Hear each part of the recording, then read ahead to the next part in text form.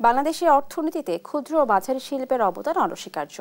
এই শিল্প বা এই খাত শুধু একজন ব্যক্তিকে সফল উদ্যোক্তা হিসেবে তৈরি করছে বা সফল করছে তাই নয়, তার সেই সাথে কর্মসংস্থানের সৃষ্টি করে। আর শুধু তাই নয়, টেকসই উন্নয়ন লক্ষ্যমাত্রার ক্ষেত্রেও কিন্তু এসএমইর ভীষণ রকমের ভূমিকা রয়েছে। বলা হয় জিডিপিতে এর অবদান 25 থেকে 30% পর্যন্ত আছে। কিন্তু বর্তমান সময়ে সবুজ অর্থায়ন, উন্নত প্রযুক্তি কিংবা নানামুখী সমস্যার কারণে আজ কিন্তু চ্যালেঞ্জের মুখে এই এসএমই খাতটি। প্রশ্ন হচ্ছে, এই টেকসই উন্নয়নের যাত্রায় এসএমই খাতকে আমরা কতটা অগ্রগতি করে নিয়ে যাচ্ছি, কতটা স্বাবলম্বী করছি, কতটা সুবিধা দিচ্ছি। সেই সাথে এই টেকসই উন্নয়নকে এই এসএমই খাতকে আরও টেকসই করতে আমাদের কি কি প্রয়োজন, এই সকল বিষয়গুলো নিয়ে আজ আলোচনা করব। সুপ্রিয় দর্শক, আমি রাবিয়া ইসলাম স্নেহা আপনাদের আমন্ত্রণ জানাচ্ছি দেশ টিভির নিয়মিত আয়োজন অর্থ বাণিজ্য বিষয়ক আলোচনামূলক অনুষ্ঠান বিজনেস টাইমসে। আমাদের এই আলোচনাটা এগিয়ে নিতে দুজন সম্মানীয় অতিথি স্টুডিওতে উপস্থিত রয়েছেন, একে একে পরিচিত হবে তাদের সাথে। আবার প্রথমেই ডানে রয়েছেন এম.এস. সিদ্দিকী, অর্থনীতি বিশ্লেষক। সেই সাথে আমার ডানে আরও রয়েছেন হাসিনা আনসার, উদ্যোক্তা ও প্রশিক্ষক, এসএমই ফাউন্ডেশন।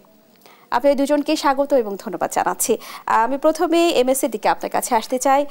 আমি একটু আগেই বলছিলাম যে টেকসই উন্নয়নের লক্ষ্য পূরণে কিংবা জিডিপিতে কিন্তু এই এসএমই খাতটি বা এমএসএসি খাতটি হচ্ছে প্রায় 25 থেকে 30% অবদান রাখে। এখন প্রশ্ন হলো, এই টেকসই উন্নয়নের জন্য প্রয়োজনীয় অবকাঠামোগত যে সহযোগিতা, সহায়তা এসএমই কি পাচ্ছে?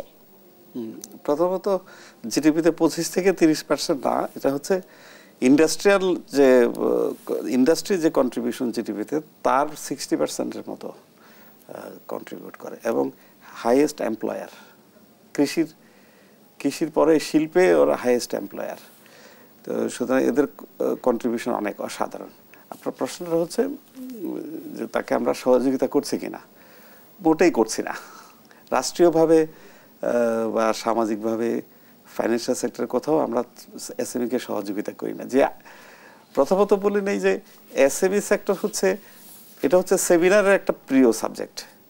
সবাই যখন সেমিনারে যায় এসএমই নিয়ে অনেক মিষ্টি মিষ্টি কথা বলে, অনেক ইমোশনাল কথা বলে, এটাকে অনেক অ্যাপ্রিসিয়েট করে। কিন্তু যখন প্র্যাকটিক্যালি যায়, প্র্যাকটিক্যালি এবং আইন কানুনগুলো এসএমইর বিপক্ষে। প্রথমত সবচেয়ে বেশি যেটা আলোচিত হয় যে ব্যাংকের লোন পাওয়া যায় না, কারণ ব্যাংকের লোনের যে ক্রাইটেরিয়া এসএমইগুলো সেই ক্রাইটেরিয়া ফুলফিল করতে পারে না বা পারবেও না কখনো।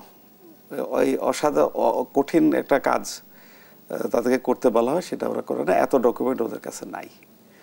আর দ্বিতীয়ত হচ্ছে যে ওদের ট্যাক্সেশনের ব্যাপারে অনেক স্পেশাল প্রিভিলেজ দেওয়া হয়, সেটা আমরা দিই না। বরং আমাদের যে প্রেজেন্ট বাজেটে অ্যাডভান্স ইনকাম ট্যাক্স ধরা হয়েছে 1%, সকলকে দিতে হবে, লাভ হোক আর লস হোক সকলকে 1% এআইটি দিতে হবে।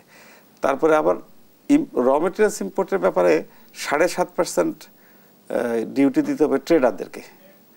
এই ট্রেডাররা যে র মেটেরিয়ালসটা এই বিদেশ থেকে ইম্পোর্ট করে, ওরা এসএমইগুলোকেই এই র মেটেরিয়ালসগুলো সাপ্লাই করে। সুতরাং ওই যারা বড় বড় শিল্প তারা তো নিজেরাই ইম্পোর্ট করতে পারে, ওদের জন্য স্পেশাল ট্যাক্স একরকম, আর এসএমইর জন্য বা ট্রেডারের জন্য আরেক রকম ট্যাক্স হয়ে গেছে। তারপরে এমনিতে আরেকটা জিনিস হচ্ছে যেটা করা হয় বিভিন্ন দেশে, বড় বড় শিল্পের আশেপাশে ছোট ছোট অনেকগুলো ছোট ছোট এসএমই তৈরির একটা সুযোগ করে দেওয়া হয়। সেই সুযোগটা হচ্ছে বড় একটা ইন্ডাস্ট্রি সে তার র মেটেরিয়ালস ইন্টারমিডিয়েট ফর্মে বিভিন্ন ইন্ডাস্ট্রি থেকে কিনবে। যেমন একটা গাড়ি ইন্ডাস্ট্রি, সেই গাড়ির ইন্ডাস্ট্রিটা তার বিভিন্ন কম্পোনেন্টস বিভিন্ন ছোট ছোট ইন্ডাস্ট্রি থেকে নেবে। ওরা মূলত অল্প কিছু নিজেরা তৈরি করবে এবং বাকি পার্টসগুলো বাইরে থেকে কিনে অ্যাসেম্বল করবে, সেই পার্টসগুলো সাপ্লাই দিবে এসএমইগুলি। আমাদের দেশে এসএমইগুলোর যে সাপ্লাইয়ের যে পলিসি সেখানে রিগ্রেসিভ। সেটা হচ্ছে যে কোনো একটা ইন্ডাস্ট্রিতে যদি কোনো একটা এসএমই কোনো র মেটেরিয়ালস বা কম্পোনেন্টস বা ইন্টারমিডিয়েট প্রোডাক্ট সাপ্লাইতে তাকে টোটাল বিলের উপরে 5% ট্যাক্স দিতে হবে, যেটা এমনিতেই নেট প্রফিটের মতো হিসাব করলে দেখা যায় 40-45% হয়ে যায়। টোটাল বিলের উপরে 5% মানে এত প্রফিট কেউ করে না।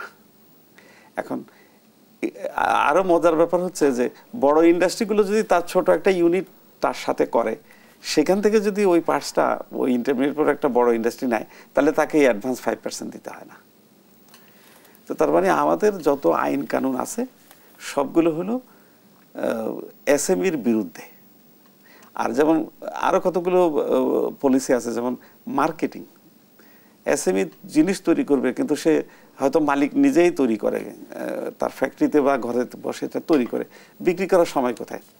এই জন্য সরকারি প্রতিষ্ঠান বা বিভিন্ন অ্যাসোসিয়েশন এগুলোকে ওদেরকে বিক্রির ব্যবস্থা করে দেয়, বিক্রি এনশিওর করে। যেমন ধরেন একটা গাড়ির কথা আবার বলি, সেই গাড়ির যদি প্রায় কয়েকশো কম্পোনেন্টস লাগে, এখন যারা ওইটা তৈরি করে তারা সরাসরি এই গাড়ি কোম্পানিগুলোতে সাপ্লাই দেয় না, ওদের একটা অ্যাসোসিয়েশন বা সরকারের একটা প্রতিষ্ঠান থাকে, তারা এই কম্পোনেন্টসগুলো ওদের কাছ থেকে তৈরি করিয়ে ওদের কাছ থেকে কালেকশন করে বড় গাড়ি ইন্ডাস্ট্রিতে এগুলো সাপ্লাই দেয়। এটা হচ্ছে নিয়ম। কারণ তাকে যদি ওই অর্ডার নিতে হয়, তৈরি করে সাপ্লাই দিয়ে বিলের জন্য ইন্ডাস্ট্রিতে যে ঘন্টার পর ঘন্টা বসে থাকতে হয়, তাহলে তার উৎপাদন হবে না। এসএমইগুলোতে এই সুযোগটা তাদেরকে না দিলে তারা ওদের উৎপাদন ব্যাহত হয়। সেটাও আমাদের দেশে নাই, আমরা এটা সৃষ্টি করতে পারি নাই। সেমিনারে অনেক মজার মজার মিষ্টি মিষ্টি কথা বলি, কিন্তু বাস্তবে আমরা কোনো কাজ করি না। আপনাকে ধন্যবাদ এম এস সিদ্দিকী। আমি এই পর্যায়ে যেতে চাই হাসিনা আনসার আপনার কাছে। আপনি একজন নারী সফল উদ্যোক্তা, সেই ক্ষেত্রে যদি একজন আপনার কাছে আমি নারী উদ্যোক্তাদের নিয়ে প্রশ্ন করতে চাই যে একজন নারী উদ্যোক্তা আসলে তার শুরুটা কিভাবে করবে, অনেক সময় বুঝে উঠতে পারে না। নারীদের ক্ষেত্রে অনেক বাধ্যবাধকতা থাকে, চারপাশের সামাজিক পরিবেশটা অনেকটা সহজ হয় না, সেক্ষেত্রে শুরুটা তাদের আসলে কিভাবে করা উচিত? হ্যাঁ, খুব সুন্দর প্রশ্ন করেছেন, আপনাকে অনেক ধন্যবাদ। আসলে উদ্যোক্তা মানে কিন্তু চ্যালেঞ্জ, আর সেখানে যদি নারী শব্দটা যোগ হয় তাহলে কিন্তু মহা চ্যালেঞ্জে পরিণত হয়ে যায়। তো প্রতিটা নারী যখন ঘর থেকে কাজটা শুরু করে, অনেক সময় হয় কি যে অনেক বড় বড় শিল্প প্রতিষ্ঠানে নারীরা জব করছে, অনেক শিক্ষিত, কিন্তু বিয়ের পরে বাচ্চার লালন পালনের জন্য তো মায়ের দরকার, তো সেটা তো জরুরি। তো তার কারণে কি হয়, তারা কিন্তু সেই জব থেকে মানে ছুটি নেয়, চলে আসে এবং কি করে, ঘরে বসেই কিন্তু কিছু একটা করার মানে সুযোগ আছে নারীদের। তো সেই জায়গা থেকে যখন সে কিছু একটা করে, যেমন আমার ক্ষেত্রেও হয়েছিল, আমি যখন আমার বেবিরা যখন বড় হয়ে গেল, আমি কিছু একটা করার সিদ্ধান্ত নিলাম। আমার বাচ্চারাই বলেছে যে আম্মু কিছু একটা করো, কারণ আমরা তো পড়ালেখায় ব্যস্ত হয়ে যাবো, অনেক সময় আমরা বিদেশেও চলে যেতে পারি হচ্ছে বেটার এডুকেশনের জন্য, তখন তুমি একা পড়ে যাবা। তো সেই জায়গা থেকে আমি হচ্ছে খাবার নিয়ে প্রথমে শুরু করি। তো আমার অনেক সাউন্ড এসেছে, যেমন অনেকেই বলেছে, আমাদের বিভিন্ন আত্মীয় স্বজন বা পাড়া প্রতিবেশী অনেক সময় বলেছে যে তোমার হাজব্যান্ড তো একটা বেটার পজিশনে আছে, তাহলে কি দরকার তোমার এত কষ্ট করার। তো এই সাউন্ডগুলো আসে, প্রতিটা নারীর ক্ষেত্রেই আসে। তো আমি তাদেরকে বোঝানোর চেষ্টা করেছি আসলে নারীরা শুধু টাকা পয়সার জন্যই কিছু করে না, নিজের একটা আইডেন্টিটি ক্রিয়েট করার জন্য, নিজের অস্তিত্বটা রাখার জন্য কিন্তু কিছু একটা করে। অনেক সময় বিয়ের পরে কিন্তু আমাদের নিক নামটা হারিয়ে যায়, আমরা কারো মামি, কারো ওয়াইফ, মা, হ্যাঁ, মানে অনেকগুলো কিন্তু ক্যারেক্টার আমাদেরকে মানে প্লে করতে হয়, সেই দায়িত্বগুলো পালন করতে হয়। তো সেই জায়গা থেকে যদি আমরা যে অবসর সময়টা পাই, সেই অবসরটা যদি কাজে লাগিয়ে যে যেই কাজে পারদর্শী, আমি তো বেকিং অ্যান্ড কুকিং সেক্টরে, তো যে যেই কাজে, হয়তো কেউ খুব ভালো আর্ট করছে, সে সেটাকে সময় দিল। অনেক সময় হয় না যে অবসরে আমরা শুয়ে বসে থেকে ফোনে আলাপ করে সময়টা নষ্ট করছি, তো ওই নষ্ট না করে আমরা যদি কাজে লাগাই তাহলে কিন্তু একটা বেটার পজিশন হয়। এবং শুরুটা হবে এরকম যে সে কোন কাজে পারদর্শী, আগে আমি তো জানি যে আমি আসলে কোন কাজে পারদর্শী, তো সেই কাজটাকেই আমাকে প্রথমে সময় দিতে হবে। প্রথমে 1 ঘন্টা, তারপরে 2 ঘন্টা, এভাবে আরো সময় দিয়ে তারপরে আমাকে প্রশিক্ষণের মাধ্যমে আসতে হবে। মানে কোনো কিছুই না জেনে সেই শিল্পে আসা যাবে না, 100% নলেজ নিয়ে আসতে হবে। এবং কথাই তো আছে যে নলেজ, স্কিল অ্যান্ড অ্যাটিটিউড, এই 3টা সমন্বয়ে কিন্তু একজন দক্ষ মানুষ হওয়া যায়। এবং যে কাজে আপনি পারদর্শী, সেই কাজেও কিন্তু আরো মানে আপনার পাশের জন থেকে বেটার পজিশনে আপনি থাকতে পারবেন যদি আপনি সার্টিফাইড স্কিলড হয়ে আসেন সেই কাজে। এখন কিন্তু আমাদের ন্যাশনাল স্কিল ডেভেলপমেন্ট অথরিটি থেকে এবং এসএমই ফাউন্ডেশনও কিন্তু অনেকগুলো এই যে নারী উদ্যোক্তাদের নিয়ে কাজ করছে। তো বিভিন্ন ট্রেনিং দিচ্ছে, বিভিন্ন ওয়ার্কশপ করছে, কর্মশালা করছে, ইভেন্ট করছে, সেমিনার করছে। তো আমরা যারা কিছু একটা করতে চাই, যে নারীরা আছেন, এমন না যে সে শুধু অর্থের জন্যই করছে তা না, সে নিজেও নিজের কর্মের সংস্থান করছে এবং তার সাথে যারা জড়িত আছে তাদেরও কিন্তু কর্মের সংস্থান হচ্ছে, মানে বেকার সমস্যারও কিন্তু সমাধান হচ্ছে। তো সেই জায়গা থেকে আর এসএমই ফাউন্ডেশন, তারপর হচ্ছে NSDA, national skill development authority ইনারা কিন্তু কি করছে, যে কোর্সগুলো আনছে সেখানে পে করাও লাগছে না, উল্টো আরো টাকা দিচ্ছে। তো এই সুবিধাগুলো যদি আমরা যারা নারীরা আছি আমরা যদি নিতে পারি তাহলে কিন্তু আমাদের একটা ফিউচারও হবে এবং আমরা আমাদের লক্ষ্যেও যেতে পারবো। এবং আমাদের প্রশিক্ষণ কেন্দ্রগুলো তো দেখা যাচ্ছে যে শুধু শহর কেন্দ্রিক হয়, অনেকটা গ্রাম পর্যায়ে প্রশিক্ষণ কেন্দ্রগুলো থাকে না, এই সুবিধা থেকে বঞ্চিত হন গ্রাম পর্যায়ের নারীরা। সেক্ষেত্রে তাদের ক্ষেত্রে আপনি কি বলবেন? হ্যাঁ, গ্রাম পর্যায়েও কিন্তু এই সরকারি বিভিন্ন রকম প্রশিক্ষণের ব্যবস্থা আছে, যুব উন্নয়ন আছে, এসএমই ফাউন্ডেশন আছে, হ্যাঁ, এবং এনএসডি এর বিভিন্ন ইনস্টিটিউট হচ্ছে। এখন বর্তমানের কথা বলছে, আগে কিন্তু এই বিষয়গুলো ছিল না, কিন্তু বর্তমান এই ব্যবস্থাগুলো হচ্ছে এবং তারা কিন্তু সার্কুলার দেয়। আমরা যারা উদ্যোক্তারা আছি তারা যদি একটু কানেক্ট থাকি, একটু যদি আপডেট থাকি সোশ্যাল মিডিয়ার সাথে, তাহলে কিন্তু অনেকগুলো তথ্য আমরা পেতে পারি। আসলে আপনাকে উদ্যোক্তা হতে হলে অবশ্যই ডিজিটালি ট্রেন্ড হতে হবে। মানে আপনাকে ধন্যবাদ হাসিনা আনসার। আমি আবার আসতে চাই এমএস সিদ্দিকী আপনার কাছে। আমরা একটু আগে আলোচনা করছিলাম যে ঋণের বিষয়টি। ঋণ আমাদের কাছে আসলে প্রাথমিক যে পুঁজি একজন উদ্যোক্তার জন্য, একজন তরুণ উদ্যোক্তা নারী হোক কিংবা পুরুষ, সেক্ষেত্রে প্রাথমিক যে পুঁজি সেটা সংগ্রহ করতে আমাদের অনেক বেগ পেতে হয়। এবং আপনি বলছিলেন যে এত কাগজপত্র কিন্তু একজন উদ্যোক্তার থাকে না, সেই সাথে তো নারীদের ক্ষেত্রে আরো বেশি ঝামেলা হচ্ছে বা তারা পাচ্ছেন না।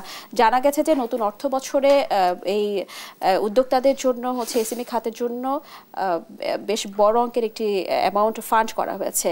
এই ফান্ড কি আসলে তাদের উদ্যোক্তা পর্যন্ত পৌঁছাবে কিনা, কি মনে করেন আপনি? সাধারণত এই ফান্ডগুলো পৌঁছায় না। যে লোনগুলো দেওয়া হয় ঘুরে ফিরে বড়রা সেগুলো ভাগাভাগি করে নিয়ে নেয়। কারণ হচ্ছে যে বড় কোম্পানিগুলো এটা ছোট একটা কোম্পানি করে ওটাকে ইন্ডিপেন্ডেন্ট একটা কোম্পানি দেখিয়ে এই লোনটা নিয়ে নেয়। আর দ্বিতীয়ত দেখা যায় যে এই লোনটা কখনোই যত ফান্ড অ্যালোকেট করা হয় পুরো টাকাটা ডিস্ট্রিবিউট করতে পারে না ব্যাংক, কিছু থেকেই যায়। এছাড়াও বাংলাদেশ ব্যাংকও কিছু লোন অ্যালোকেট করে এবং ফোর্স করে কমার্শিয়াল ব্যাংকগুলোকে, তোমাদেরকে এই লোনটা দিতে হবে, যদি না দাও তাহলে তোমাদের এই টাকাটা আমরা নিয়ে আমরা আমাদের ব্যাংকে ফিক্সড ডিপোজিট করে রেখে দেবো। বাংলাদেশ ব্যাংকে, কমার্শিয়াল ব্যাংকের টাকাটা বাংলাদেশ ব্যাংকে স্বল্প ঋণে ফোর্স ফিক্সড ডিপোজিট করানো হয়, শাস্তি দেওয়া হয়। শাস্তি মেনে নিতে রাজি আছে, কিন্তু তবুও ব্যাংকগুলো সাধারণত লোন দেয় না এসএমইকে। এটার সব আরও দুঃখজনক ব্যাপার হচ্ছে যে বাংলাদেশে ঋণ খেলাপি এখন এই আগামী মাসে 30% হয়ে যাবে এভারেজ। এখানে সব ঋণ খেলাপিদের বেশিরভাগই হচ্ছে বড়। এই বিষয়টাতেই আসছিলাম যে বড় বড় প্রতিষ্ঠান থেকে কিন্তু ঋণের উপর ঋণ দেওয়া হচ্ছে। আর ছোট ঋণ খেলাপিরা হয় না, ধরতে গেলে যতটুকু হয় তারা চেষ্টা করে, তারা জেনুইন কারণেই খেলাপি হয় যদি হয়। সুতরাং খুবই সিনসিয়ার। আর একজন নারীও আছে, নারীরা আরো সিনসিয়ার লোন প্রিপেমেন্টের ব্যাপারে। আরেকটা বিষয় আছে ল্যাক অফ কনফিডেন্স ইনভেস্টর, যে মানে যারা ইনভেস্টর আছে তারা চাইলে নতুন উদ্যোক্তাদের উপর ইনভেস্ট করছেন না, এই দিকটা আসলে কিভাবে সমাধান সম্ভব? এটা তো আসলে ব্যাংকের ইচ্ছার উপরে, ব্যাংকের কর্মকর্তারা যদি সিনসিয়ার না হয়, এটা যদি তারা তো চাকরি করে শুধু ডকুমেন্ট চেক করে ডকুমেন্ট অনুযায়ী লোন দিয়ে দেয় কিন্তু কোনো রিস্ক না নেয়, তাহলে তো দেশের উন্নয়ন হবে না। সাধারণত দেখা যায় যে লোন কিভাবে নেয়, লোন স্যাংশন, বাংলাদেশের লোন স্যাংশন করার পলিসি হচ্ছে যে সে মর্টগেজ দিতে পারলে, জমি ল্যান্ড মর্টগেজ দিলেই তাকে লোন দিয়ে দেয়। এই ইন্ডাস্ট্রি করতে পারুক, বিজনেস বুঝুক আর না বুঝুক, বিজনেসের ক্যাটাগরিটা কি সেটা মোটেও বিবেচনায় নেয় না। কিন্তু স্ট্যান্ডার্ড প্র্যাকটিস যেটা লোন দেওয়ার, প্রথমত ওরা দেখবে যে বিজনেসের জন্য লোনটা নিচ্ছে সেই বিজনেসটা ফিজিবল কিনা, অর্থাৎ যে প্রোডাক্টটা তৈরি করবে র মেটেরিয়ালসের দাম কত, সেই প্রোডাক্টটা তৈরি করার পর মার্কেটে এটা কত টাকায় বিক্রি হবে, এটার বাজারটা আছে কিনা বাংলাদেশে, অথবা বিদেশে এটা এক্সপোর্ট হবে কিনা, এটা সম্ভব কিনা, এই টোটাল ফিজিবিলিটি স্টাডি করে তারপরে দেখবে যে এন্টারপ্রেনারের দক্ষতা আছে কিনা। সেই দক্ষতা যদি থাকে লোন দেবে। আর নতুন একজন উদ্যোক্তার দক্ষতা কিভাবে, সে তো তৈরি করে নাই। এই ধরনের নতুন উদ্যোক্তাকে অন্য ক্রাইটেরিয়াতে বিচার করতে হয়, যেমন টেকনিক্যাল নলেজ, খুবই এফিশিয়েন্ট একটা নলেজেবল লোক, অথবা মার্কেটিংয়ে অনেক অভিজ্ঞ একজন মানুষ, সে এন্টায়ার মার্কেটটা বুঝে এখন ম্যানুফ্যাকচারিং আসছে, সে সহজে বিক্রি করতে পারবে, সুতরাং তাকে লোন দেওয়া যেতে পারে। এই ধরনের কিছু ক্রাইটেরিয়া যদি ফুলফিল করা হয়, বিবেচনায় নিয়ে লোন দেওয়া হয়, তাহলে লোন ঋণ খেলাপি হওয়ার সম্ভাবনা খুবই কম। কিন্তু আমাদের দেশে যেই ক্রাইটেরিয়াতে লোন দেওয়া হয় সেই ক্রাইটেরিয়া হচ্ছে যে 1 লক্ষ টাকা নিবে, 2 লক্ষ টাকা জমি মর্টগেজ দিয়েছে, তাকে লোন দিয়ে দাও। এটা লোনটা কি করবে, সেটা কি ফিরে আসবে কিনা, কোনো চিন্তা ভাবনা করা হয় না। সুতরাং আমি খুব দ্বিধাহীনভাবে বলতে পারি যে বাংলাদেশের লোন দেওয়ার পলিসিটাই ভুল, এই জন্যই খেলাপি হয়। আর এসএমই সারা বাংলাদেশে একটি বড় কোম্পানিকে যে লোন দেয়, সারা বাংলাদেশের সবগুলি এসএমই মিলে অত টাকা লোন নেয় না। তো রিস্কটা কোথায়? আপনারা তো এত বড় বড় রিস্ক নিতে পারেন, বড় বড় কোম্পানিগুলোকে হাজার হাজার ঋণ খেলাপি তাদের থেকেই তো হচ্ছে, তাদের থেকে হচ্ছে। তো একজনের লোন কম দিয়ে এই টাকাটা বাংলাদেশ সবগুলো এসএমই কে দিলে, এই এসএমই যে দেশের যে কন্ট্রিবিউট করবে, এমপ্লয়মেন্ট অপরচুনিটি ক্রিয়েট করে, প্রোডাক্ট তৈরি করবে, হ্যাঁ, দেশে ইকোনমিক অ্যাক্টিভিটিস বাড়াবে, এটা তো ওই বড় একটা ইন্ডাস্ট্রি করতে পারবে না। তো তাহলে আমরা জেনে শুনে আমরা সুইসাইড করি, এই পুরা জাতি আত্মহত্যা করার প্রবণতা আমাদের ভিতর, ভালো কাজ আমরা করতে চাই না। আপনাকে ধন্যবাদ এমএস সিদ্দিকী। সুপ্রিয় দর্শক, এই পর্যায়ে নিয়ে নিচ্ছি ছোট্ট একটি বিরতি, কোথাও যাবেন না, সঙ্গে থাকুন, ফিরবো আলোচনায়।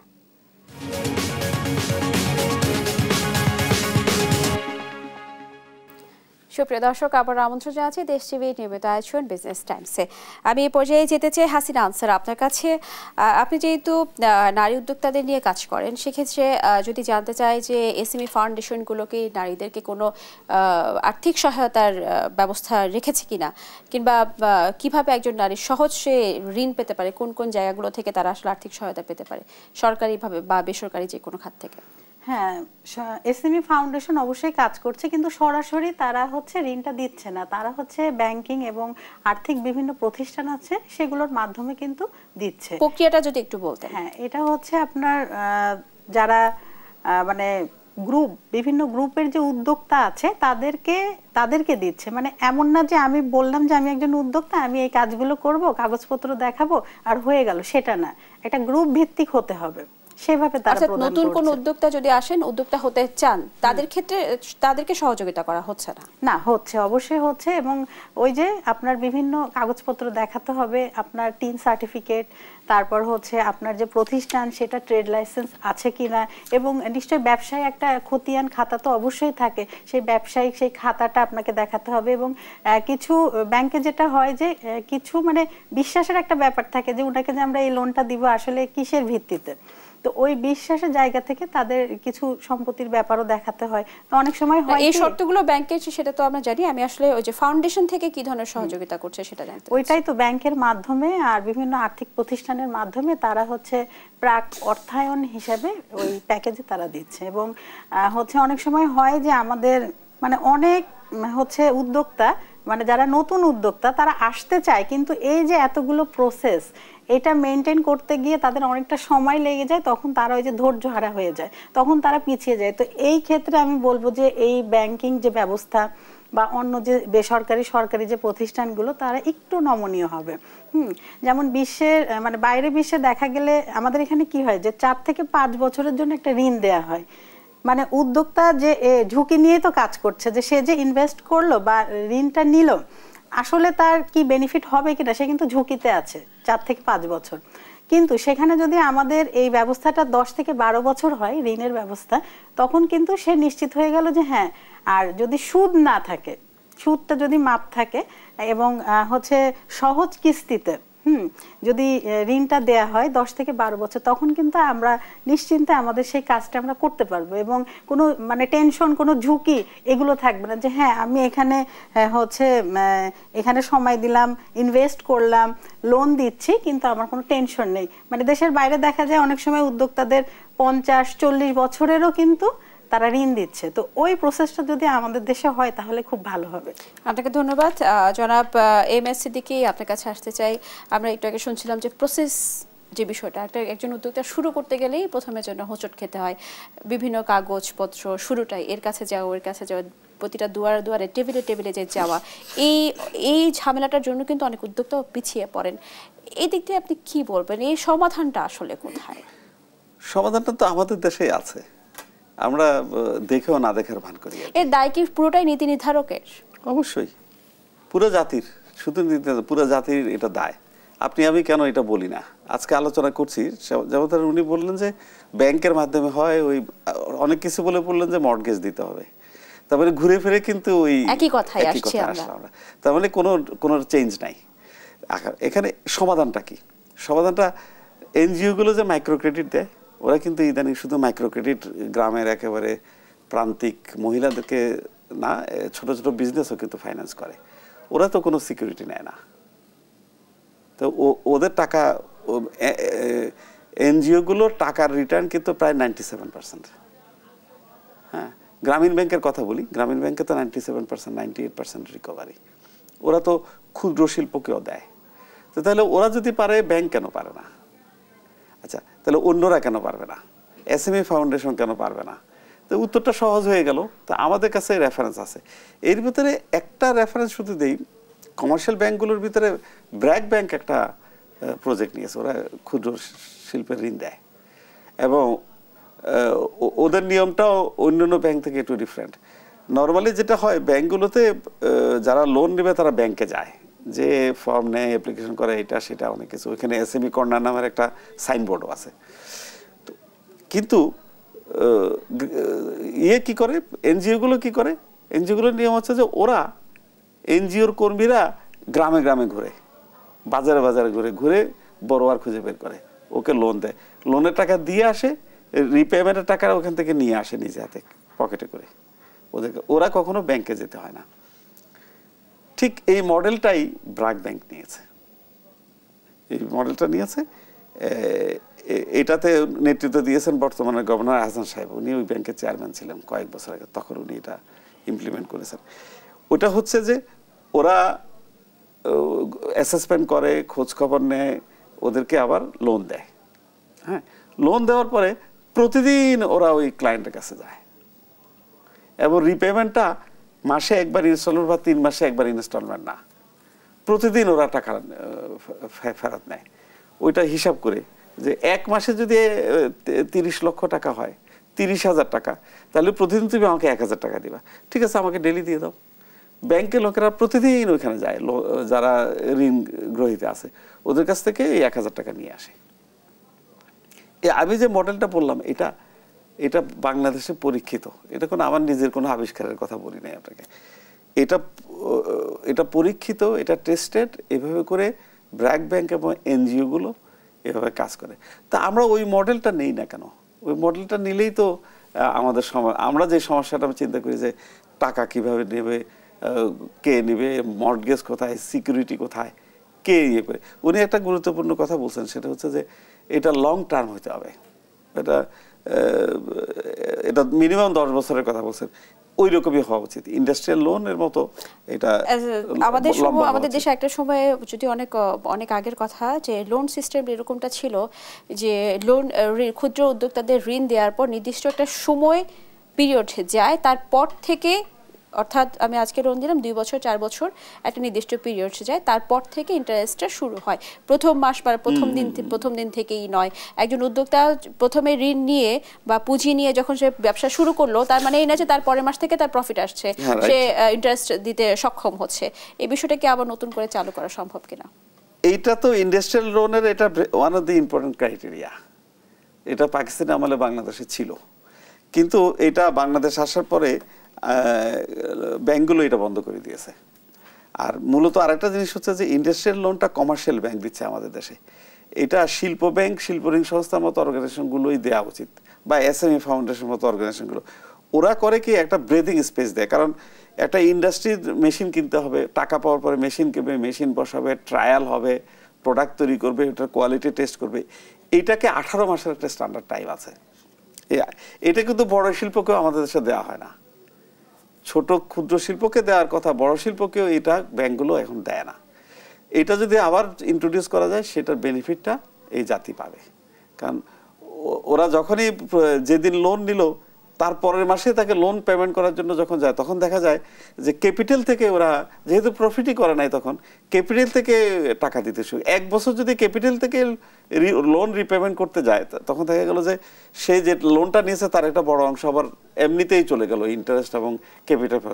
তখন সে ওয়ার্কিং ক্যাপিটালের ক্রাইসিসে পড়ে যায়। যখন ওয়ার্কিং ক্যাপিটালের ক্রাইসিসে পড়ে, তখন ওই ইন্ডাস্ট্রিটা সিক হয়ে যায়। এবং আরও ইন্টারেস্টিং ব্যাপার হচ্ছে যে বাংলাদেশে ওয়ার্কিং ক্যাপিটালের কোনো প্রভিশনই নাই। কাগজপত্র ঘেটে দেখেন একটা ইন্ডাস্ট্রিতে মনে করেন একটা ইন্ডাস্ট্রিতে মেশিন কিনলো 1 লাখ টাকার, ছোট্ট একটা ইন্ডাস্ট্রিতে, তার ওয়ার্কিং ক্যাপিটাল কত লাগবে অনুমান করে বলেন তো দেখে। প্রশ্ন উল্টা আপনাকে আমি করলাম। 1 লাখ টাকার একটা ইন্ডাস্ট্রিতে কত ওয়ার্কিং ক্যাপিটাল হতে পারে? আমার হিসাব হচ্ছে, ওকে আমি উত্তর দিচ্ছি, আমার 4 থেকে 5 জন working capital. Working capital minimum 3 lakh টাকা। 3 লক্ষ টাকা। আচ্ছা, এর নিচে একটা, হ্যাঁ এর নিচে একটা ইন্ডাস্ট্রি চলতে পারে না, ইফ নট 5 লাখ।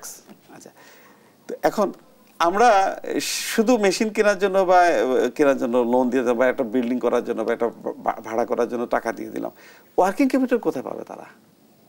সেটা কিন্তু হিসাব করে না। সুতরাং এটা একটা প্যাকেজ হইতে হবে।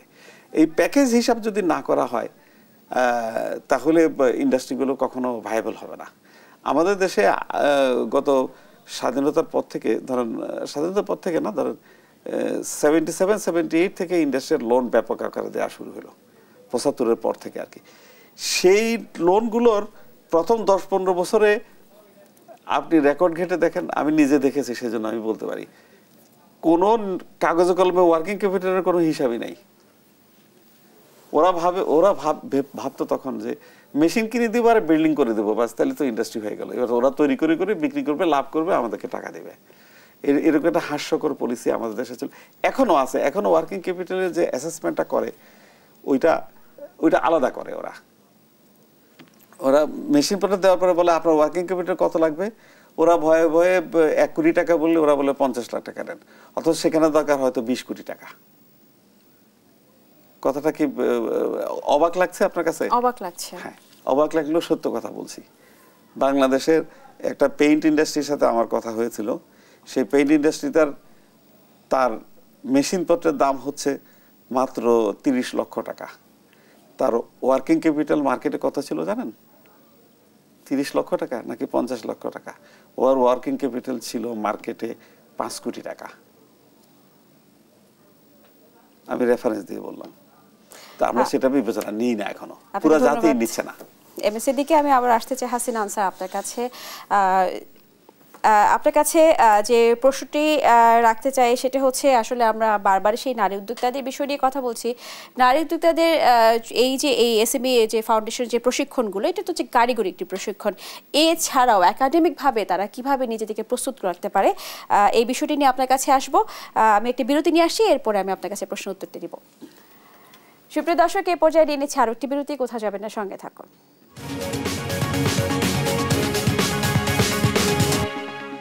আমাদের দেশে আসলে যে কারিগরি শিক্ষার আলাদা যে কোর্স, আপনি যে এসএমই ফাউন্ডেশনগুলো কোর্স করছে, এসবের বাইরে আমরা যারা নিয়মিত একাডেমিক লেভেলে পড়াশোনা করছি, 3 বছর 4 বছর এক একটা কোর্স, এমবিএ, অনার্স, মাস্টার্স যে কোর্সগুলো, এইগুলো কিন্তু একটা সিলেবাসের আন্ডারে আমরা পড়াশোনা করছি।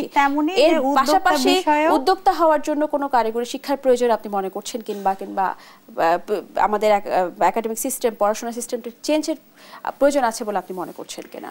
আমি যেটা মনে করি, মানে এখন যে জনসংখ্যা আমাদের দেশে, এবং আসল আমাদের কিন্তু দেশের যে অর্থনীতির চালিকা শক্তি কিন্তু শিল্প ও হচ্ছে মাঝারি শিল্প উদ্যোক্তা, মানে এসএমই কিন্তু আসল চালিকা শক্তি। তো এই চালিকা শক্তিকে বাঁচাতে গেলে আমাদের আসলে কি করণীয়? আমাদের কি করতে হবে? স্কুল এবং ইউনিভার্সিটি পর্যায়ে যে জনশক্তি আছে, যে যুব জনশক্তি, তাদেরকে কিন্তু কাজে লাগাতে হবে। তাদের এটা না যে তোমাকে চাকরি করতে হবে, তো এত চাকরি চাইলে আসলে চাকরি দেবেটাকে? পরিবার থেকেও শুধু এটা রাষ্ট্র বা সমাজের কাজ না, পরিবারও এভাবে বাচ্চাদেরকে বড় করবে যেন আমরা শুধু চাকরি চাই না, আমরা উদ্যোক্তা হতে চাই। তো উদ্যোক্তা হতে গেলে আসলে কিভাবে আসবে? আমরা তো স্কুল কলেজে পাঠাই, তারা যে শিক্ষাটা নেয়, তো সেটার পাশাপাশি সেখানে আসলে এরকম একটা সাবজেক্ট হওয়া উচিত। অনেক ভাইয়া যেটা বলছিলেন যে অনেক প্রাইভেট ইউনিভার্সিটিতেও কিন্তু উদ্যোক্তা বিষয়ে পড়ানো হচ্ছে। তা আমি এটা বলবো যে সরকারিভাবেও হোক, সরকারি বেসরকারি এবং বিভিন্ন স্কুল কলেজ, হ্যাঁ, এবং ইউনিভার্সিটিতে আলাদা একটা সাবজেক্টই হোক উদ্যোক্তা বিষয়, যে কিভাবে একজন ছেলে অথবা মেয়ে যেই হোক, উদ্যোক্তার তো কোনো জেন্ডার নেই, নারী হোক পুরুষ হোক, কিভাবে সে একজন উদ্যোক্তা হতে পারে, নতুন নতুন ক্রিয়েশন কিভাবে করবে, নতুন নতুন উদ্ভাবন কিভাবে করবে, এবং টেকনোলজি কাজে লাগিয়ে সেগুলো কিভাবে সেইখান থেকে আমরা আমাদের সুবিধাগুলো নিয়ে আসবো, আর্থিক সহায়তা হবে দেশের, হ্যাঁ, এবং এটা আন্তর্জাতিক পর্যায়ে কিভাবে যাবে। তো এই বিষয়ের উপরে অবশ্যই আমার মনে হয়, মানে আমি অ্যাজ এ উদ্যোক্তা হিসেবে বলছি যে একটা সাবজেক্ট আলাদাভাবেই রাখা উচিত স্কুল, কলেজ এবং ইউনিভার্সিটি পর্যায়ে, এবং এই বিষয়টা নিয়ে হচ্ছে একটা ওয়েবসাইটই থাকবে আলাদা, যে শুধু আমরা এই তথ্যগুলো পাবো এই উদ্যোক্তার বিষয়ে, কোথায় কি সেমিনার হচ্ছে, কোথায় কি ওয়ার্কশপ হচ্ছে, কিভাবে আমরা ট্রেড লাইসেন্স পাবো, কিভাবে টিন সার্টিফিকেট পাবো, কিভাবে হচ্ছে আমরা নতুন নতুন জিনিস উদ্ভাবন করব, টেকনোলজি কিভাবে আমরা কাজে লাগিয়ে টেকনোলজিকে আরো ভালো ভালো জিনিস তৈরি করব। কারণ সামনের ভবিষ্যৎ তো নবীনরা, তাদেরকে যদি আমরা বিভিন্ন প্রশিক্ষণের মাধ্যমে উদ্যোক্তা করে গড়ে তুলি, যেমন শুধু হচ্ছে কৃষি ক্ষেত্রেই আমরা বিভিন্ন টেকনোলজি নতুন নতুন উদ্ভাবন করি, সেগুলো কাজে লাগাই, হ্যাঁ, এবং সেগুলো তারা এই সাবজেক্ট হিসেবে যে 3 বছর 4 বছরের যে কোর্সগুলো আছে সেগুলো হিসাবে একটা থাকুক, তাহলে কিন্তু আমাদের যেই মানে অর্থনীতিতে যে আমরা যে দিশেহারা হয়ে পড়ছি বা বাইরের বিশ্বের সাথে আমরা তাল মিলিয়ে চলতে পারছি না, সেই বিষয়গুলো কিন্তু আর থাকবে না। কারণ একজন এসএমই উদ্যোক্তা যিনি, তিনি তার মানে অসীম কষ্টের কারণেই কিন্তু আজ আমাদের দেশের এই যে বলে বাংলাদেশ একজন উদ্যোক্তা বান্ধব দেশ বা উদ্যোক্তা দেশ, হ্যাঁ, এটা কিন্তু তাদের এই পরিশ্রমের কারণেই হয়েছে। এবং বেশিরভাগ যে লোনের বিষয়টা যে বলছিলেন, আসলে এসএমই ফাউন্ডেশন কোনো মর্গেজ নেয় না, তারা বিভিন্ন কাগজপত্র দেখে। এই যে আমি বললাম যে 10 থেকে 12 বছর একটা দীর্ঘমেয়াদী যদি লোন হয়, তাহলে যেমন স্কুল, কলেজ যে যুবরা আছেন তারা তো হচ্ছে করতে পারবেনই, আবার যারা ঘরে বসে আছেন, অনেক নারীরা আছেন, বিধবা আছেন, অসহায় আছেন, হ্যাঁ, তারাও কিন্তু এই লোনের বিষয়টা কাজে লাগিয়ে অনেক মানে ওনাদের নিজেদের মেধাকে কাজে লাগিয়ে যে যেই কাজে পারদর্শী সেইটার বিষয়ে কিন্তু উদ্যোক্তা হতে পারবে। এবং সরকারি বিষয়ে আমি বলবো বিভিন্ন মেলার আয়োজন করা উচিত, যে দেশের বাইরে আমাদের যে উদ্যোক্তা বোনেরা আছে তারা কি তৈরি করছে, কি পণ্য, সেগুলো সেই মেলাগুলোতে আমরা যদি সেভাবে প্রদর্শন করি, তাহলেও কিন্তু বিশ্বের দরবারে আমাদের পরিচিতিটা হবে। যেমন আমাদের দেশের যে পিঠা, এই পিঠা তো সারা বিশ্বে নেই, আমরা যদি এই পিঠাকেই হচ্ছে বিভিন্ন দেশে যদি প্রচার প্রসার করি, এখান থেকেও কিন্তু একটা অর্থনৈতিক সাপোর্ট আমরা পাবো। এমনকি কোনো কিছু এসছে যে আমাদের দেশের মানে পিঠা দেশের বাইরে রপ্তানি করা হয়েছে, এমন কিছু হচ্ছে? এটা হচ্ছে গ্রুপ ভিত্তিক, ধরেন একটা কমিউনিটি আছে যে আমি ঢাকায়, তো আমার যে ঢাকার যে কমিউনিটি আছে আমেরিকায়, তাদের কাছে গ্রুপগুলোর মাধ্যমে যাচ্ছে আমার জানা মতে। এটা যদি সরকারিভাবে যায়, যেমন 8টা বিভাগ আছে, 8টা বিভাগে কিন্তু মানে অনেক ধরনের খাবার প্রসিদ্ধ আছে, যেমন কুষ্টিয়ার হচ্ছে মানে আপনার কুলফি বিখ্যাত, তিলের খাজা বিখ্যাত, কিন্তু এই ধরনের এই জাতীয় খাবারগুলো কি দেশের বাইরে রপ্তানি করা আদৌ সম্ভব? হ্যাঁ, অবশ্যই এগুলো শুকনো তবে ফ্রোজেন করে আমরা যেগুলো খাবার আছে সেগুলো কিন্তু আমরা ফ্রোজেন এর পদ্ধতিতে আমরা কিন্তু দিতে পারি। এবং আমাদের যে হচ্ছে আমাদের কমিউনিটি যে যে দেশে আছে সেই জায়গাগুলোতে কিন্তু আমরা এটার প্রচার প্রসার করতে পারি, হ্যাঁ, সেটা মেলার মাধ্যমে হোক অথবা ব্যবসায়িক কোনো শিল্প প্রতিষ্ঠানের মাধ্যমে হোক বা সেমিনারের মাধ্যমে হোক, তখন সেখান থেকেও কিন্তু একটা বৈদেশিক মুদ্রা আমাদের দেশে চলে আসবে এবং আমাদের দেশের খাবার সম্বন্ধে মানুষ জানতে পারবে। যেমন আমাদের হচ্ছে কালাভুনা প্রসিদ্ধ, তো এই ধরনের খাবারও কিন্তু আমরা ফ্রোজেন করে করতে পারি। এবং সরকারিভাবে এই জায়গাগুলো দেখাশোনার জন্য এক্সপার্ট লাগবে, আসলে এক্সপার্টের দরকার, যে এক একটা সেক্টরে এক একটা এক্সপার্ট থাকবে এবং তারা হ্যান্ডেল করবে। এবং ধরেন 8টা বিভাগের থেকে আমরা 10 জন শেফ নিলাম, সবচেয়ে বেস্ট শেফ, তাদেরকে আরেকটু ট্রেনিং দিয়ে এক্সপার্টের মাধ্যমে তাদের আরো দক্ষ করে তাদের মাধ্যমে পণ্যগুলো রেডি করে এবং সরকারিভাবে আমরা এগুলো দেশের বাইরে পাঠাচ্ছি। তো এইখান থেকেও কিন্তু মানে আমাদের শিল্পের উন্নয়ন হবে, একটা ভালো অর্থ আসবে, বৈদেশিক মুদ্রা আমরা অর্জন করতে পারবো। কারণ খাবার চালিকা শক্তি, মৃত্যুর আগ মুহূর্ত পর্যন্ত কিন্তু মানুষ খাবারটাকেই খোঁজে, আর খাবারের বিজনেসে আসলে কোনো লস নেই, যেহেতু আমি খাবার নিয়ে কাজ করি আমি সেটাই বলবো। আপনাকে ধন্যবাদ হাসিনা স্যার। আমি আবার আসতে চাই এমএসএ দিকে আপনার কাছে। আমরা রপ্তানি নিয়ে কথা বলছিলাম, দেখা যাচ্ছে ছোট ছোট তরুণরা উদ্যোক্তারা হচ্ছে রপ্তানির খাতে অনেক চ্যালেঞ্জ ফেস করছে, এলসি করতে পারছে না ঠিকমতো, সব ব্যাংক কিন্তু এলসি নেয় না, টিটি করতে পারছে না, সেক্ষেত্রে অনেক রকমের কাগজপত্রের ঝামেলা থাকে। এই জায়গাগুলো থেকে আমরা আসলে বেরিয়ে আসতে পারি কিভাবে, আর এই জটিলতাটা আসলে কেন? হ্যাঁ, ওই যে আমি তো প্রথম প্রশ্নের উত্তরেই বলেছি যে এসএমই গুলোকে মার্কেটিং এর সহযোগিতা করতে হয়। সেই সহযোগিতা হচ্ছে যে একটা প্রতিষ্ঠান হবে, সেই প্রতিষ্ঠানটা সব এসএমই থেকে ওদের উৎপাদিত জিনিসগুলো জোগাড় করবে, করে এটা কম্বাইন করে একটা কন্টেনারে ভরে বা একটা সাফিসিয়েন্ট প্রোডাক্ট তৈরি করে এটা বিদেশে রপ্তানি করবে। এলসিটা তার কাছে আসবে, সে তখন টাকাটা যখন বিদেশ থেকে পাওয়া যায় তখন সবাইকে যে যার ডিস্ট্রিবিউট করে দিবে। এইটাই হলো স্ট্যান্ডার্ড প্র্যাকটিস, সবাই তাই করে অন্যান্য দেশে। আমি অন্য একটি বিষয় নিয়ে কথা বলবো, সেটা হচ্ছে চামড়া এবং জুট নিয়ে কথা বলবো। এই খাতে কিন্তু আমাদের উদ্যোক্তা তৈরির সম্ভাবনাটা অনেক বেশি, কিন্তু আমরা অনেকটা পিছিয়ে আছি। চামড়ার দিকটা কেন পিছিয়ে আছি? আর জুটের ক্ষেত্রে যদি আমরা বলি, আমাদের দেশের এই প্রান্তে জুট ফ্যাক্টরিগুলো বন্ধ হয়ে যাচ্ছে, ঠিক ওপারে গিয়ে কিন্তু জুট ফ্যাক্টরি তৈরি হচ্ছে। আমাদের দেশেরই কিন্তু জুট যাচ্ছে সেদিকটায়। এই ব্যর্থতাটা কার? এই ব্যর্থতার মূল কারণ হচ্ছে যে আমাদের দেশে প্রথমত গত বেশ কয়েক বছর ছিল সরকারি জুট মিলস কর্পোরেশন আন্ডারে জুট মিলগুলো। সেই জুট মিলগুলোর কোয়ালিটি স্ট্যান্ডার্ড খুব লো, আর ওগুলোর কোনো ওয়ার্কিং ক্যাপিটাল নাই, এবং এদের কাজ করার ইনএফিসিয়েন্সি আছে, দুর্নীতি তো আছে। আমাদের দেশ থেকে যে জুট, ফিনিশ সুতা, ইয়ার্ন এগুলো যে এক্সপোর্ট হয় সেটার পদ্ধতি কি জানেন? ওরা সরাসরি এক্সপোর্ট করতে পারে না, কারণ তাদের সেই সক্ষমতা নাই, এবং কেউ এলসি দিতে চায় না বিদেশে। ওরা একটা প্রাইভেট ট্রেডিং কোম্পানির থ্রুতে এক্সপোর্ট করে। সেটা কিভাবে করে জানেন?